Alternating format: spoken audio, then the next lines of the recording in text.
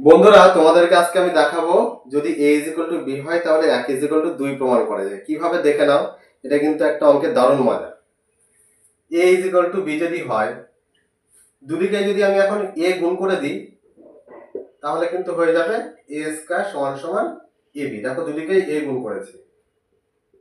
তো তারপরের লাইনে মনে করো আমি দুদিকেই b স্কয়ার মাইনাস করলাম, বাদিকেও করলাম ডান দিকেও b স্কয়ার মাইনাস করে দিলাম।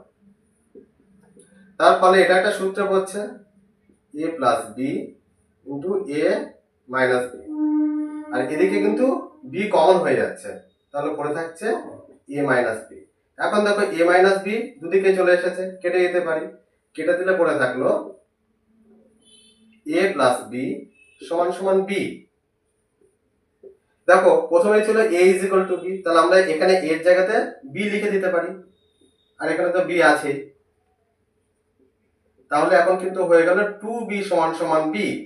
বি দুদিকে আছে, কেটে দিলাম, হয়ে গেল 2 ইজ ইকুয়াল টু 1। তাহলে কিন্তু 2 ইজ ইকুয়াল টু 1, যেটা প্রায় অসম্ভব, প্রমাণ হয়ে গেল। কিন্তু এটা তো হওয়ার নয়, এটা কি করে হলো না, আমি কিন্তু এই অঙ্কটাতে একটা ভুল করেছি, সেই ভুলের জন্য হয়েছে। ভুলটা কোথায় সেটা তোমাদেরকে কমেন্টে বলতে হবে।